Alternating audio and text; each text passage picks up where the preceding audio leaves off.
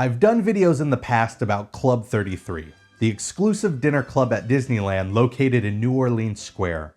However, did you know there's another club called Club 22? Club 22 was not a fun club to be a part of, but one its members were likely proud to have joined. It was the result of a dark month during a dark period in Disney's history. Those who have watched some of my other videos know that the early 1980s were not a good time for the Disney company. Shrinking box office takes and attendance issues with Disneyland and Disney World resulted in the company being put in a perilous position. Annual attendance at Disneyland dropped by 1.5 million guests between 1980 and 1983. By 1984, attendance was most recently affected by the Olympics being held in Los Angeles. People feared the city would be overcrowded and too much to handle, and so many avoided making vacation plans to that region. That meant less people visiting Disneyland. Corporate raiders had their sights set on Disney, and the company was forced to take measures to try and protect themselves. These measures ranged from their own acquisitions to potential leveraged buyouts to installing new leadership.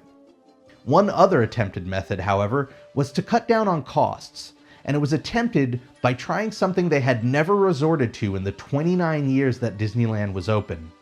They tried to cut workers' pay.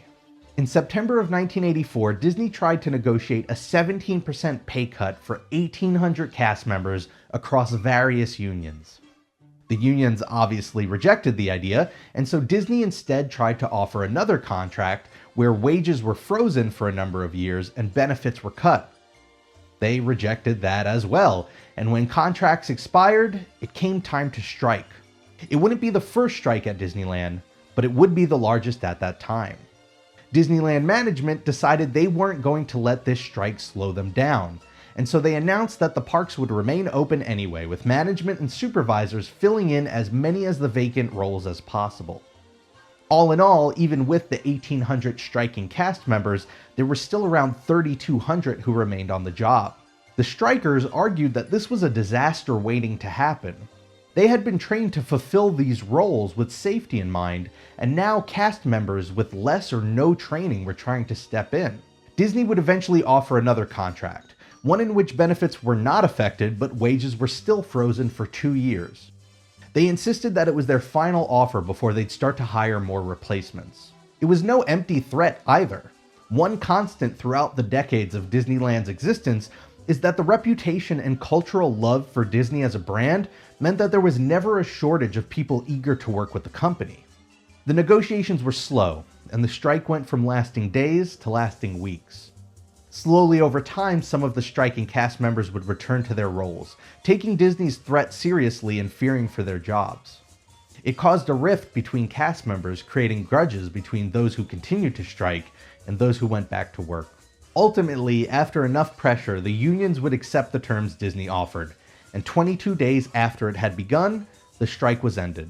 Union spokesman John Steele said they were happy to have them back, and Disney ensured that all strikers would have their positions reinstated and that all replacements hired during the strike would also get to keep their position. However, for many, it wasn't considered a victory.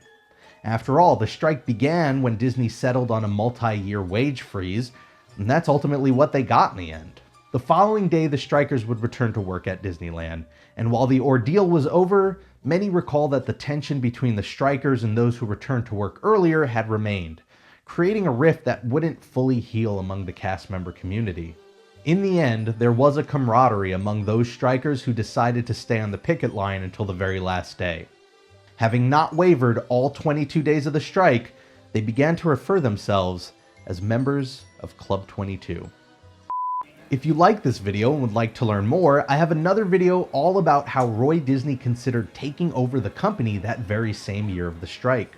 I also have a video about Michael Eisner and how his box office strategy around then pulled Disney into the lead in Hollywood. Thank you all for watching, and I'll see you next time.